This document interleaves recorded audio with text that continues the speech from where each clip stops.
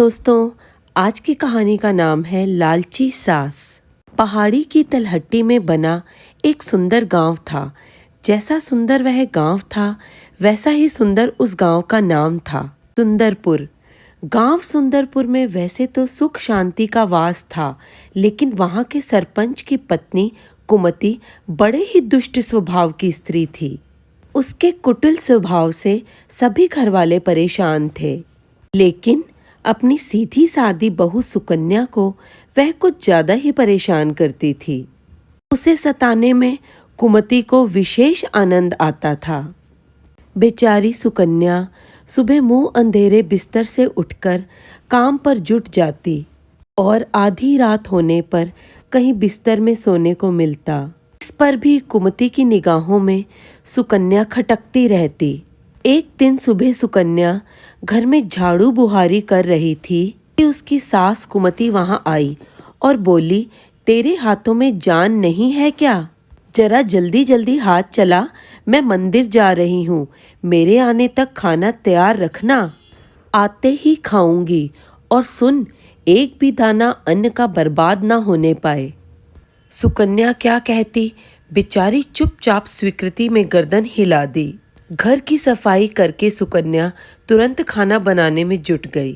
खाना बनाते समय वह सोच रही थी, एक पल के लिए भी तो चैन की सांस नहीं ले पाती, लेकिन सासू जी हैं कि हर काम में मीन मेख निकालती हैं।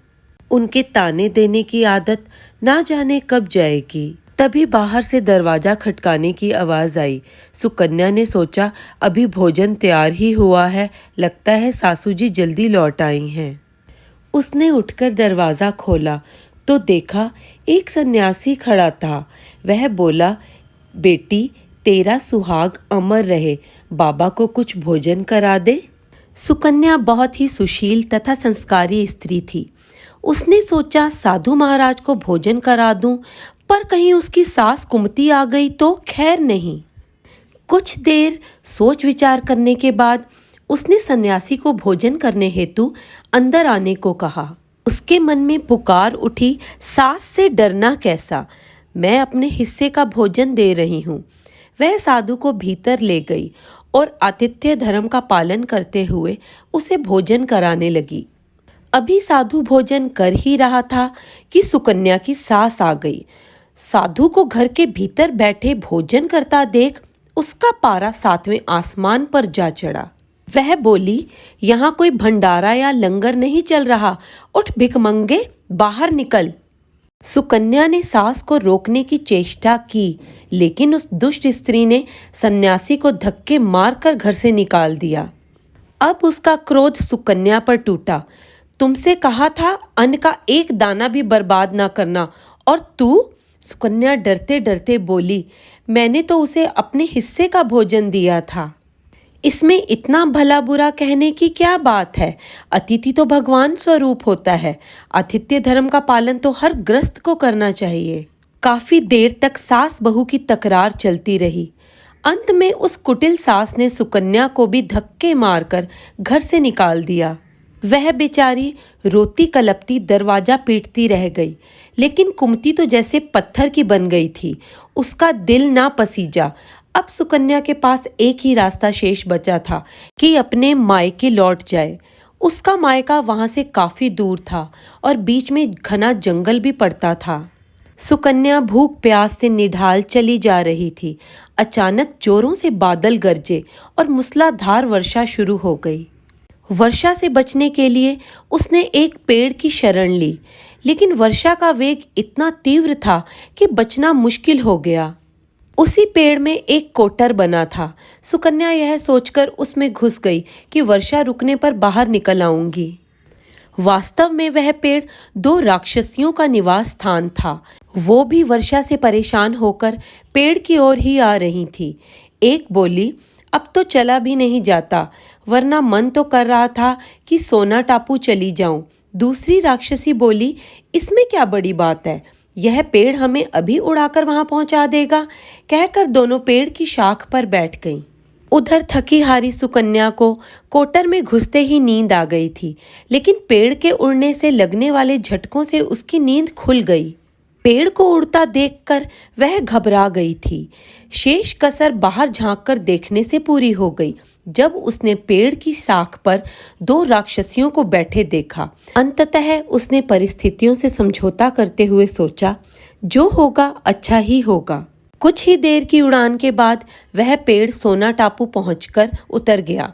दोनों राक्षसियों को भूख लगाई थी, सो वे दोनों शिकार की तलाश में निकल गईं। के जाने के बाद डरी सहमी सुकन्या कोटर से बाहर निकली और चैन की सांस भरते हुए हाथ पांव सीधे किए। जैसे ही उसने सोना टापू पर फैली रेत देखी तो चौंक कर बुदबुदा उठी, यह रेत तो चमचमा रही है। फिर उसने रेत हाथ में उठाई तो जोर से चिल्लाई, अरे यह तो सोने की रेत है। अपनी धोती के आंचल में वह जितनी रेत बांध सकती थी बांध ली और पुनः कोटर में घुस गई। तभी दोनों राक्षसियां पेड़ की ओर वापस आईं। एक बोली, भर पेट खाकर तृप्ति हो गई, अब वहीं लौट चलते हैं जहां से आए थे। थोड़ी ही देर में वह पेड़ फिर वहां पहुंच गया। सुबह होने तक सुकन्या उस राक्षसियों की भय से कोटर में ही छिपी रही। जब किसी कार्यवश वे वहां से गईं तो वह बाहर निकल आई और घर की ओर चल दी। वह सोच रही थी, इतना सोना देखकर सासू जी खुशी से पागल हो जाएंगी और उनके सभी गिले शिकवे दूर हो जाएंगे। घर के द्वार पर पहुंचते ही सुकन्या बोली, देखो सासू जी, मैं क्या लाई हूँ।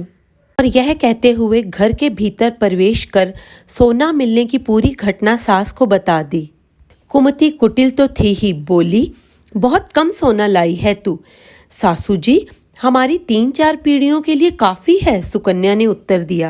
अरे मूर्ख, सोना भी कभी काफी होता है, जितना हो उतना कम है।